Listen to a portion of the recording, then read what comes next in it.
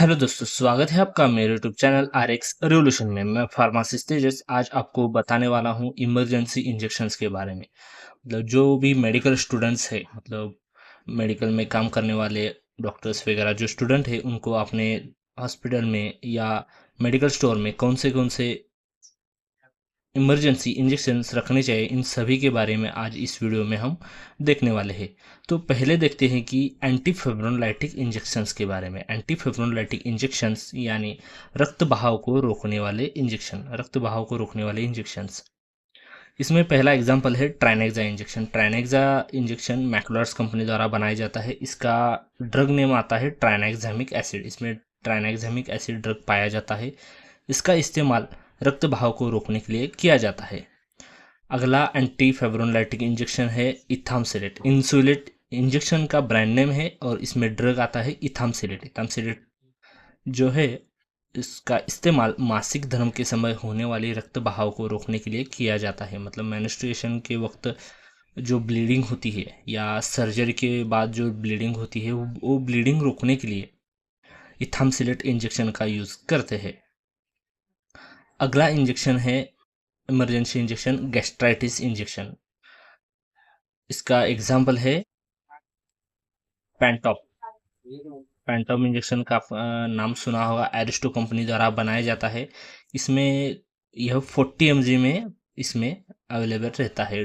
इस 40 mg इसमें drug रहता है पेंटाप्रोजोल, और इसमें ड्रग पाया जाता है पेंटाप्रोजोल। इसका इस्तेमाल करते हैं पेट में बनने वाली गैस को ठीक करने के लिए इसका इस्तेमाल किया जाता है। मतलब जब भी आप हॉस्पिटल में एडमिट वगैरह रहते हैं तो आपको एंटीबायोटिक्स दवाइयाँ दी जाती है। उसकी वजह से कई बार एसिडिटी की होने की भी समस्या रहती है, या उस दवाई को देने से पहले, मतलब एंटीबायोटिक दवाई को देने से पहले ये पेंटाप्रोजोल वाली जो दवाई रहती है वो आपको दी जाती है। ये गैस्ट्राइटिस की तरह काम करती है। गैस कम करने के लिए, एसिडिटी कम करने के लिए यह दवाई काम करती है। अगला गैस्ट्राइटिस इंजेक्शन है एसिलॉक। एसिलॉक में राइनिटिडिन यह ड्रग पाया जाता है। इसका इस्तेमाल पेट में बनने वाली एसिड की मात्रा को कम करने के लिए किया जाता है।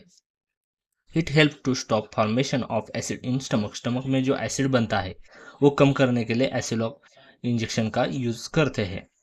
अगला इंजेक्शन एंटी एलर्जिक इंजेक्शन। मतलब जो एलर्जी होने पर जो इंजेक्शन दी जाती है, वो इंजेक्शन के बारे में देखने वाले हैं। इसमें पहला इंजेक्शन है एविल।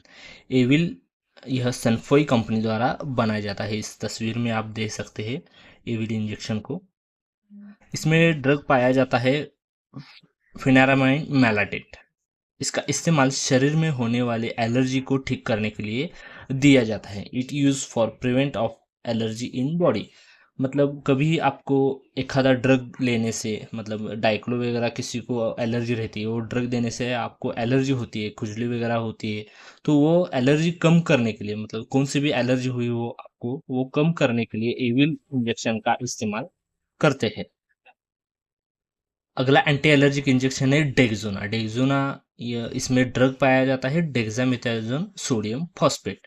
यह जाइडस कंपनी द्वारा बनाया जाता है और इसका इस्तेमाल ज़्यादातर एलर्जी के लिए किया जाता है।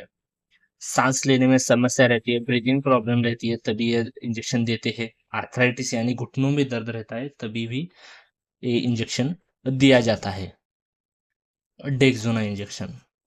अगला इंजेक्शन है beta SP injection. Beta SP injection में ड्रग पाया जाता है बेटनामिथाजोन। बेटनामिथाजोन और डेक्सामेथाजोन ये दोनों भी स्टेरॉयड की तरह काम करते हैं, और इसका इस्तेमाल होता है एलर्जी में, सूजन आती है तभी करते हैं, सांस लेने में समस्या रहती है, ब्रीदिंग प्रॉब्लम रहती है, किसी को अस्थमा वगैरह रहता है तो ब्रीदिंग प्रॉब्लम कई बार होती है, तो उसमें यह बेटनामेथाजोन दिया जाता है। आर्थराइटिस यानी घुटने में जो दर्द रहता है वो कम करने के लिए भी इस इंजेक्शन का यूज़ करते हैं।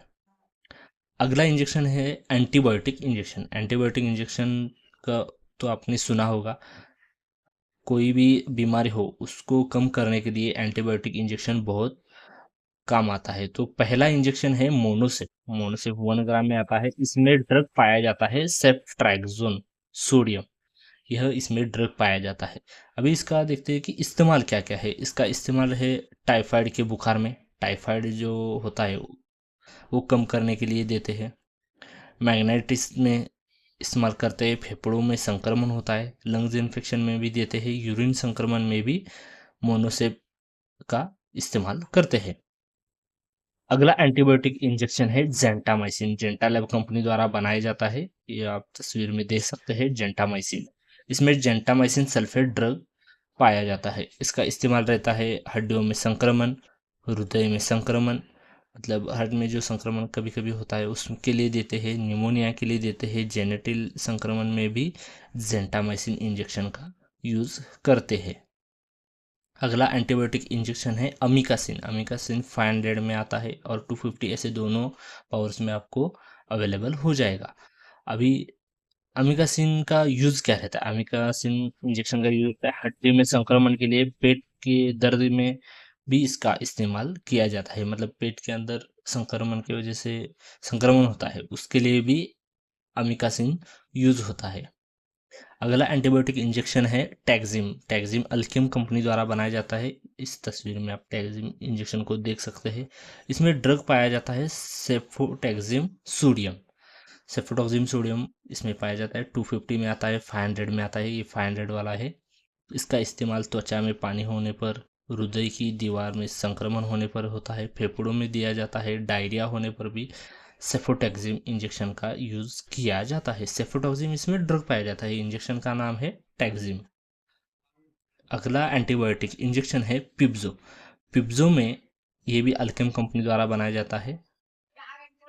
पिपरासिलिन और टैजोबैक्टम ऐसे दो तरह के ड्रग इसमें, ये देखिए पिपरासिलिन और टैजोबैक्टम दो तरह के ड्रग इसमें पाए जाते हैं।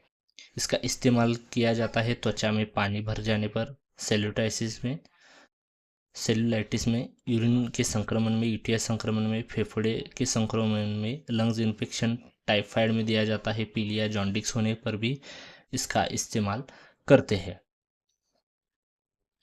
और ऐसे ही सभी है जो इमरजेंसी इंजेक्शन है जो आपको आपके मेडिकल स्टोर में रखने ज़रूर चाहिए। और ऐसे ही जानकारी के लिए हमारे चैनल को ज़रूर सब्सक्राइब कीजिए। धन्यवाद।